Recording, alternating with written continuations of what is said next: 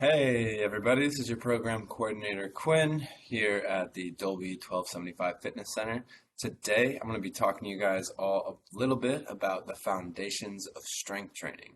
What we're going to be going over is what strength training is, common issues that we see just starting out with strength training, and what some common problems that we normally see in today's world are, and then what we can do to kind of work through those, and how you can lay a really good foundation for yourself to effectively train strength in the gym without a high risk of injury or potentially hurting yourself or dealing with problems further down the line.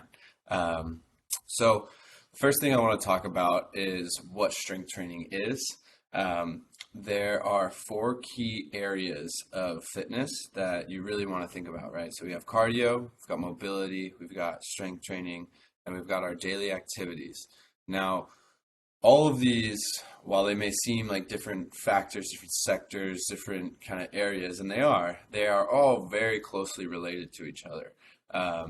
Developing your cardiovascular system provides a better energy and developmental system for you in your everyday life, as well as when you're doing short bursts of high intensity strength, as well as when you're trying to relax and mobilize your body. You have that mental patience from those endurance runs, things like that. And same with mobility. The more mobile you are, the more activated your muscles are, the better strength, the better gait, the better form that you will have while performing all these other exercises. So if you're all wound up and tight and you can't move very well, it's going to be hard to perform these exercises effectively, efficiently, and productively while you are going to the gym, going on your run, doing all these things, even walking around your house, picking up the bag of dog food or carrying your groceries, whatever it may be. So when we're specifically talking about strength, we're talking about the ability to apply force in a variety of dynamic and functional movement patterns. Now that may sound like a mouthful, but really what it is to effectively apply force without hurting yourself. That's basically what strength is. Everybody's got a certain threshold, and if you can't move the weight or you can't do it without breaking down your body, then you don't really have the strength to perform that action. Now, you may think, like, what's the importance of strength training? Like, I run a lot, I do a lot of yoga, or like, I stretch and I do running. Like, why do I need to train for strength? What are some that? Well, not only will it help improve other aspects of your fitness by having muscular strength, it helps improve coordination as well. And it also helps increase your bone density, which is really important as we age.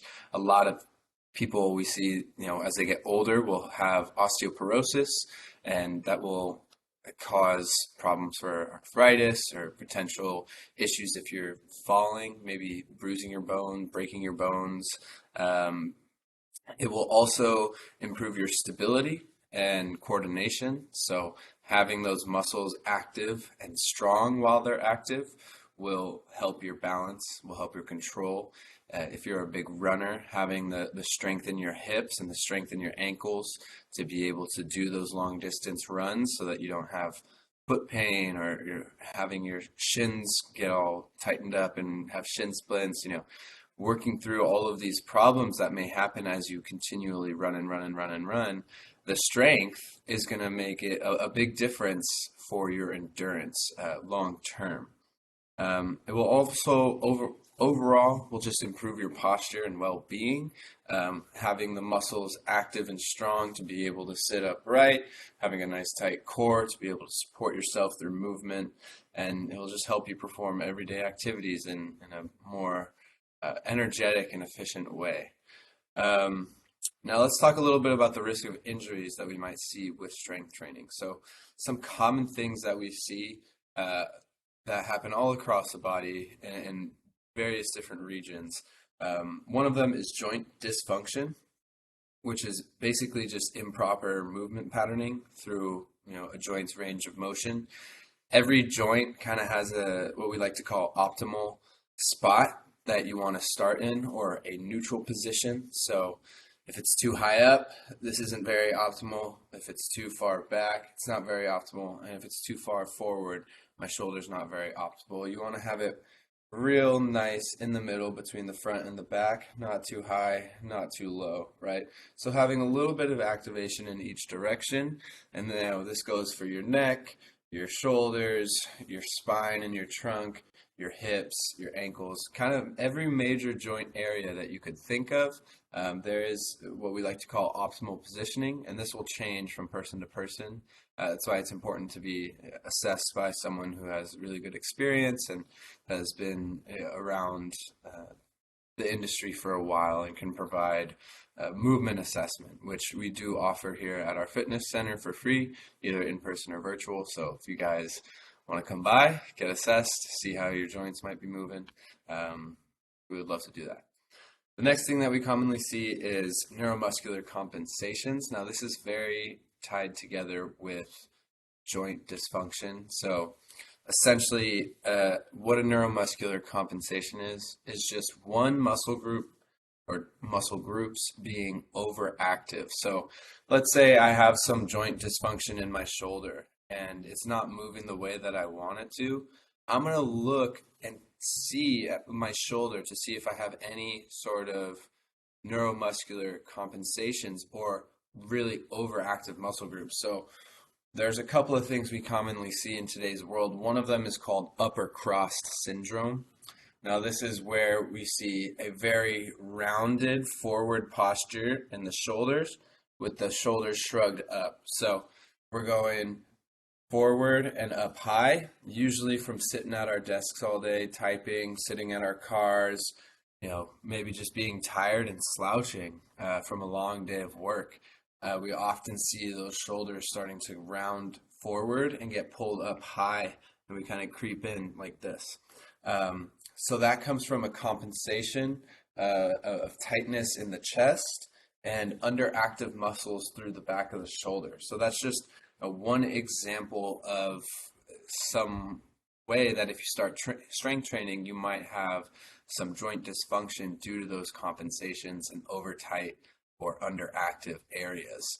Another one that we often see is lower crossed syndrome. Now, this has to do with the hips. So the hips, just similar to the forward rounding, the hips will kind of tilt forward and your lower back will be overarched. So it's almost an overcorrection of the shoulder posture to try and recorrect your back and kind of get that really overarched curve in the lower back.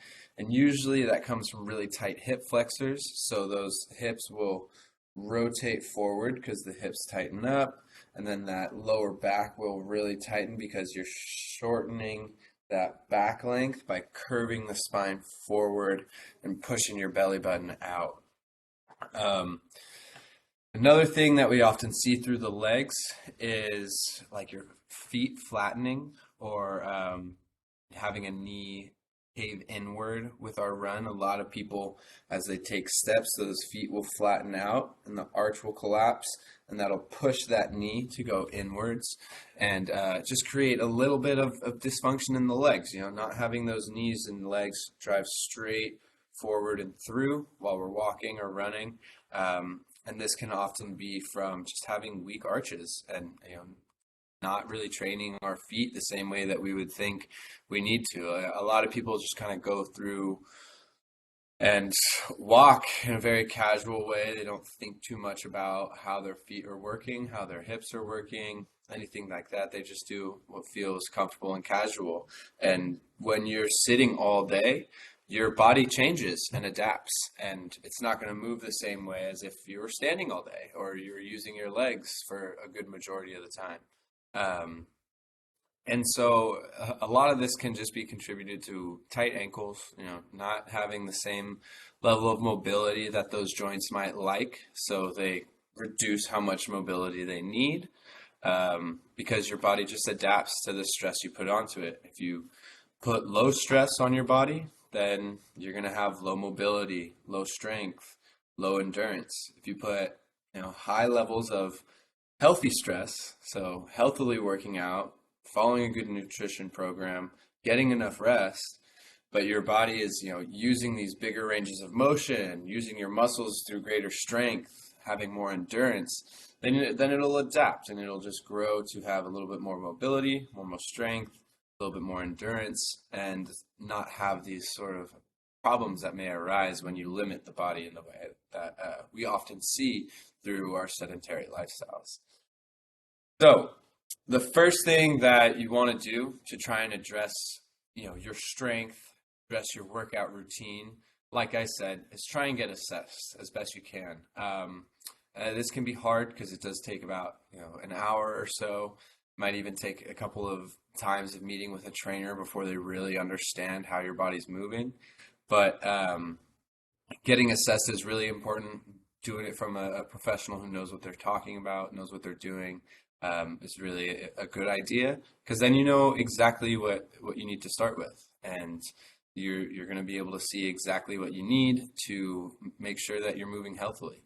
And once you get assessed, then you can start working out and getting into the meat of getting stronger and moving more efficiently and effectively. So what I do every time that I work out for my strength is I start out with a little bit of a warm-up that will include mobilizing some of the joints that I'm going to be using for the day. Usually I take like a full body warm-up, just keep everything nice and clean, nice and even. But we'll really focus on, if I'm doing an upper body day, I'll really focus on my shoulders, focus on my back, and make sure that my wrists and everything feel good, my arms feel good, because we're going to be using those a lot today.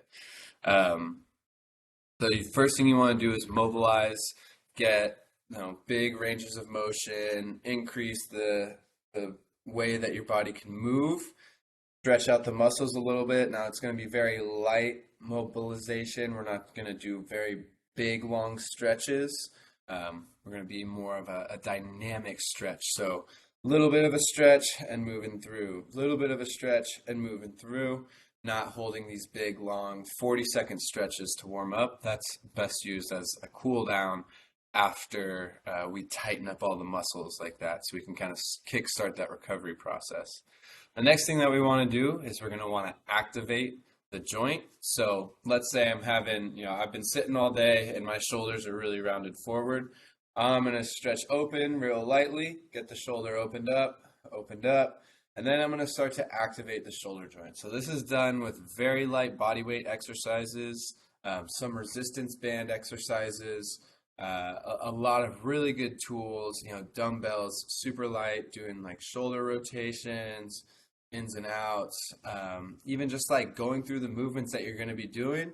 Let's say I've got overhead press in my workout. I'm going to take 2 pounds, 3 pounds, press overhead nice and light. Just get that form dialed in, activate the muscles, activate the joints, get everything starting to work efficiently in that optimal range that we were talking about. The last thing that we're going to do in our warm-up is just get the heart rate spiked a little bit. We're going to move around. I like to do jumping jacks or 5-minute bike ride, or something that's just going to get the blood pumping in my body. I like to think of it as like when you're sitting in the dead of winter, you get into your car and it's 32 degrees out. You sit on the engine for about 5 minutes, let the oil circulate through the car, get everything hot and warm, so you're not just going into that commute cold, but you've got a nice little, warm up and the car's ready to go.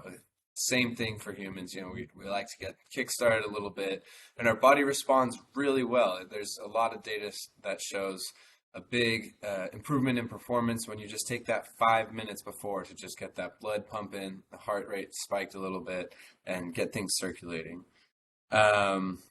Okay, so let's talk a little bit about how we want to train for strength. Now, we have got our warm-up, we understand how our body's moving, we know what areas are tight, what areas might be potentially problematic and where we need to target a little bit. Now, how do we structure out what we're doing? There's a couple of different ways, and it really what it comes down to is how many days realistically do you see yourself coming into the gym? Um, if you're coming into the gym to work out your strength twice a week, you'd be best off, maybe doing two full body workouts. One's a little bit of an upper body focus, one's a little bit of a lower body focus, but you're still getting everything all included in one day. Now, the reason that you want to do this is because bottom line is in order to see improvements in strength and muscle development and growth, we want to be training each muscle group about 2 to 3 times a week.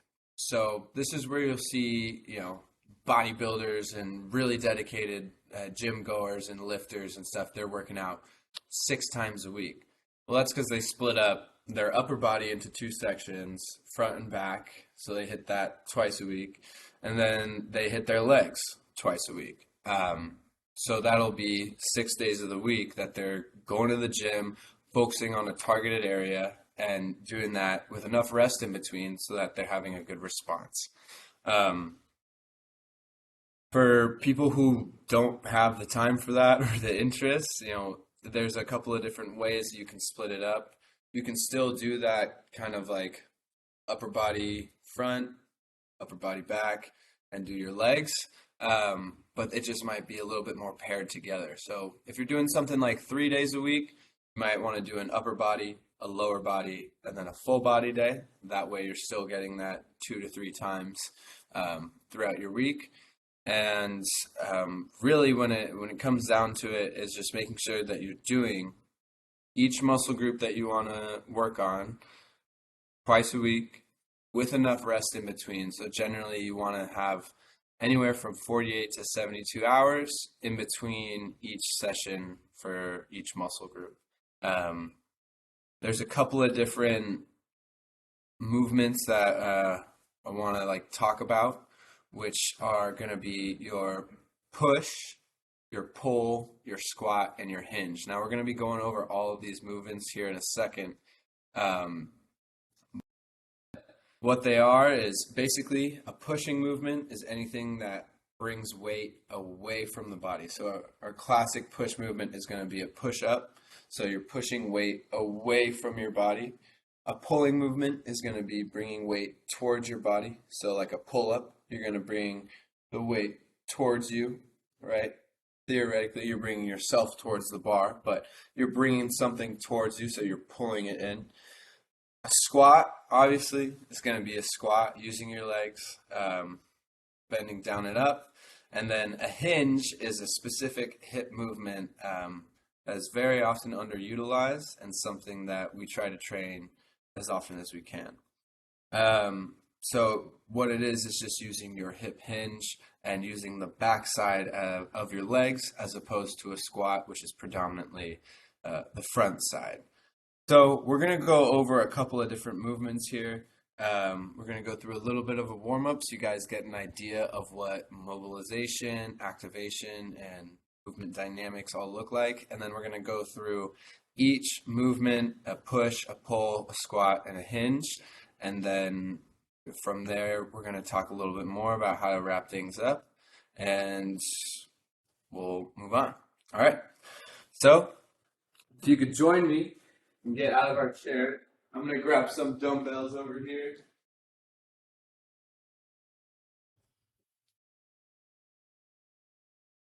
Okay, so the first thing that we're going to do is just go over some light mobilization exercises. So first thing is we're going to work into our hips. So we're going to pop down to the ground and just do some controlled articulations with each leg. So I'm going to get down onto my hands and knees, get my back flat, gently press the ground away from me so I'm nice and active through the shoulders. And then one leg at a time, I'm going to sweep the leg out to the side, rotate the knee around in a big circle, drop the knee back down, and come back the other direction with the same leg. So extending that leg back, bringing the knee up and around, and dropping down. Now I'll do this 2 to 3 times on each leg before switching sides. So now I'm going to go to the other leg, bring that leg out to the side, extend around, and drop the knee back down. And then I'm going to come back the other direction, come around, and back down. One more time before moving on and doing the same thing with the shoulders. Now this is just mobilizing our shoulder.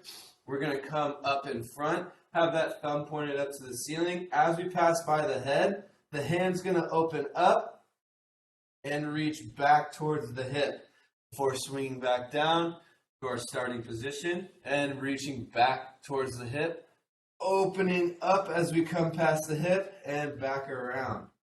We're going to do one more on this side. Now the whole time we're doing this, if you notice, I'm not moving my torso very much. So I'm not opening up my chest or my hips to the ceiling. I'm keeping both of them pointed straight down and really trying to limit my movement to each major joint. So keeping the shoulders being the only thing moving, keeping the hips being the only thing moving, and just really focusing on the little ligaments and tiny little muscles that help open up. So now that we've gotten to our mobilization in each joint, we're going to go into some activation. The first one we're going to do is some glute and hip activation through some glute bridges. So we're going to lay flat on our back, get our feet flat on the floor, and we're going to drive through the heels of our foot to bring those hips straight up into the air and really, really push those hips as high up as they'll go. You should feel a nice squeeze through the back side. We're going to hold for about 5 seconds and slowly lower the hips down, feeling that kind of shift of the weight from left to right and making sure we can keep that weight nice and even through both feet. Very slowly lowering down. And again, just 3 to 5 of these, not very many. If you're doing them focused, you're doing them slow, controlled, you'll feel those muscles start to wake up. You'll feel the backside of those hips starting to, kind of light up. You shouldn't need to do very many of these for the area to get warmed up. Okay? Next one we're going to do is called a scap push-up. We're just working on the scapula and the shoulder blades, moving, pulling, and working. Very similar to the glute bridges, but for the shoulders. So we're going to get back into that quadruped position. Now this one can be a little tricky for people, but all you're going to do is lock out your elbows. So we're not bending our elbows like you would in a push-up. And right here, we're just going to slowly drop the head and the chest down. We're going to pinch our shoulders back together like a butterfly closing its wings. And then we're going to drive through the heels of our hands to push those arms forward, keeping the elbows straight. And then we're going to slowly go back down, pinching those wings together and pushing away from the ground, bringing that chest up towards the ceiling and lowering back down. So just getting the shoulder to move backwards and forwards in front and behind the torso. And again, just 3 to 5 of these, and you should start to feel a little tired, a little warm up, a little bit of movement, and now we're feeling nice and loose. Okay? Now my favorite dynamic exercise that I like to do in a warm-up is jumping jacks. It gets the whole body moving. You get to use everything, and it really, after a while, gets your heart rate up. So I start with my feet about hip width apart, and just like on the schoolyard, swinging the arms out, tapping the feet out to the side, bring those hands up overhead, getting a couple of nice quick bounces, picking up pace, Like I've said, we like to spike the heart rate up a little bit with those dynamics. Get the blood pumping. And good. All right. So next up, we're going to get into a little bit of our workout. All right, now that we got our warm-up done, we're going to be going into our workout portion. So like I said before, we're going to be going over 4 basic movements that we like to incorporate with our strength training. It's going to be a push, a pull, a squat, and a hinge. The push and pull being our upper body exercises, squat and hinge being our lower body exercises. Okay, so first we're going to start off with a push-up as our pushing motion. So we're going to get down to the ground. We're going to place our hands on the ground just a little bit wider than shoulder width so that our hands are right outside our chest. Now you want to get those shoulders directly above the hands. And I'm going to start out on my knees here just to start. I'm going to suck my belly button up into my spine, brace my shoulders by trying to pinch them together, and I'm going to slowly lower myself down and press back up. Now, you know that your hands are in a good position when you come down. It should be right below the armpit, okay? Now, starting on your knees is a great way to progress into having your feet extended out and dropping down into a regular push-up, okay? Now, you know that you might need to regress into that kneeling push-up if you're seeing your hips and your belly button sag down to the ground, or if you're not able to keep those hips and shoulders nice and level. If you start to feel those shoulder blades sinking up, so your chest drooping a little bit and your body kind of starting to sag, you might not have enough strength built up to support your body weight. So go ahead, drop those knees down, go nice and controlled, or you can also bring your hands up onto a surface, such as the edge of a windowsill, like here, coming down here and doing your push-ups that way. You can also use a bench, chair, or really anything else. Okay, so for a strength exercise, you're going to want to do about 8 to 10, 12 reps to really help build that coordination and strength. So that's what we're going to do here. Going down to the mat, going down. Nice even pace. Keeping those hips and shoulders level, core nice and tight.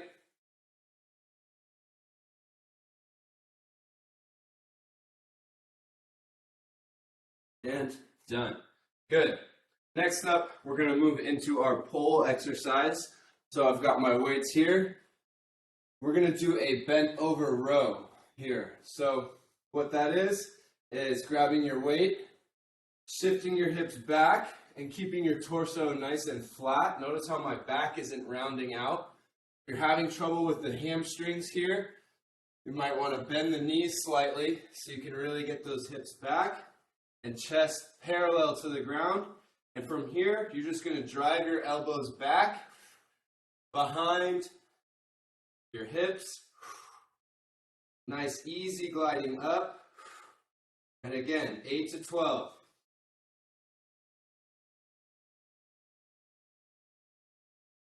9 and 10.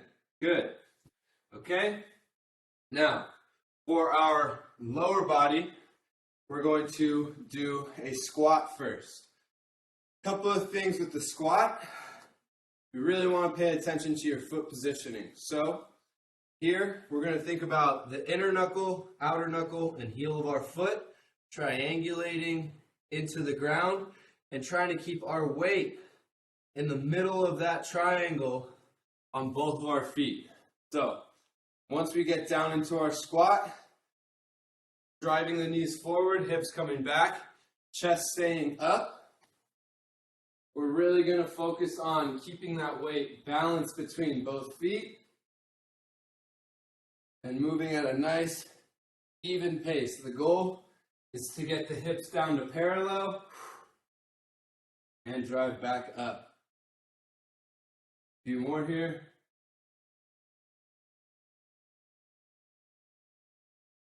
And 10.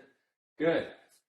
Lastly, for our last exercise, we're going to do the RDL, or Romanian deadlift. Now this will help target the backside of the legs. Will also help be able to mobilize and utilize our hamstrings a lot better, so they're good for mobility as well as strength. Now, you're going to start with the weights in front of the hips, feet about shoulder width apart. Pinch those shoulders back and suck the belly button into the spine. And just like that bent over row, we're going to shoot the hips back and pull straight back up. So we're not bringing the weight up to the chest. We're just getting into that bent over position, trying to get that chest parallel to the ground before pulling back up.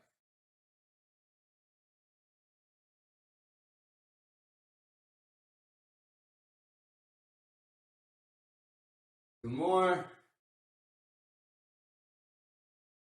And good. All right. I'm going to put my weight away. Awesome. So, that's a really good full body routine you can utilize. Very, very simple, very basic. Now, you want to try and do those exercises, like I said, 8 to 12 reps each one. A healthy kind of program would be to start at 8 and build yourself up. Once you get up to 12, every workout or so, every week out or so, keep increasing that intensity and then try increasing the weight. So with the push-ups, starting elevated, then going down to the knees, then getting those feet back, then working on increasing the reps while you have those feet all the way extended back, hips nice and level. Same thing with the rows, getting those rows down, starting with a light weight, pulling through every week or so, adding repetitions, adding a little bit of weight, and so on and so forth with the squats and the RDLs as well. I would say, 3 to 4 times, 5 times through that circuit, and you should be feeling pretty good. You'll be able to get a lot of reps in for each exercise and give yourself about 45 seconds rest. You'll really start to see a lot of strength building up, and just see general improvements across all of those push, pull, squat, and hinge movements. Okay, thank you so much for hopping into today's session. If you have any questions at all, please reach out to our fitness program at fitnessprogram@dolby.com.